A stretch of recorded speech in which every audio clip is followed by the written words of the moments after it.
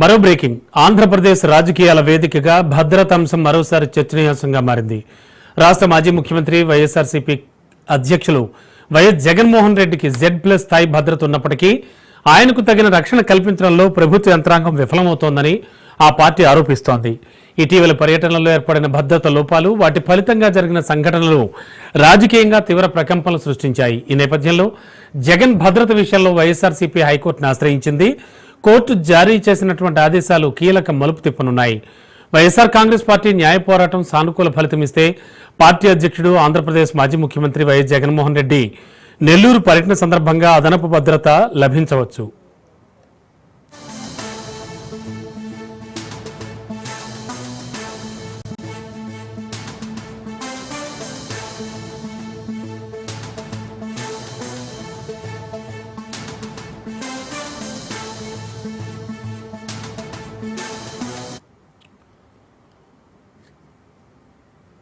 జగన్ కు Z+ category భద్రత కల్పించినప్పటికీ పోలీసులు తగిన రక్షణ కల్పించడం లేదని వైసీపీ నేతలు కొంతకాలంగా ఆరోపిస్తూ వస్తున్నారు. జగన్ ఇటీవల రెంటపాళ్ల పర్యటనకు వెళ్లిన తర్వాత ఈ విషయం హైలైట్ అయింది.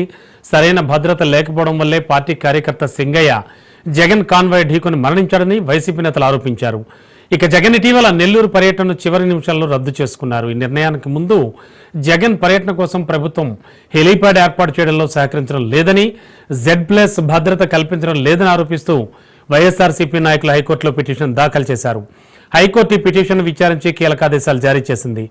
Z+ భద్రతకు సంబంధించి కేంద్రం జారీ చేసిన మార్గదర్శకాలను సమర్పించాలని వైఎస్ఆర్సీపీ పిటిషనర్లు లేళ్ల అప్పిరెడ్డి, చంద్రశేఖర్ రెడ్డిలు కోర్టు ఆదేశించింది. దీంతో వైసీపీ నేతలు కోర్టుకు కేంద్ర మార్గదర్శకాలను సమర్పించనున్నారు. ఆ తర్వాత జగన్కు నిర్దేశించిన నిబంధనల ప్రకారం భద్రత కల్పిస్తున్నారా లేదా అన్నది కోర్టు పరిశీలిస్తుంది. జగన్ రెంటపాళ్ల పర్యటన సమయంలో Z+ భద్రత నిజంగా కల్పించారా లేదా అనేది కూడా దీని ద్వారా స్పష్టమవుతుంది. జగన్ నెల్లూరు పర్యటన ఇప్పటికే రద్దు చేశారు. పిటిషన్ అసంబద్ధంగా మారిందని, దాన్ని కొట్టివేయాలని రాష్ట్ర ప్రభుత్వ న్యాయవాదులు వాదించారు. అయితే Z+ భద్రత నిరాకరించడం వల్లే పర్యటన రద్దు చేశారని వైఎస్ఆర్సీపీ పిటిషనర్లు వాదించారు. విచారణ కొనసాగించి అవసరమైన ఆదేశాలు జారీ చేయాలని కోర్టును కోరారు.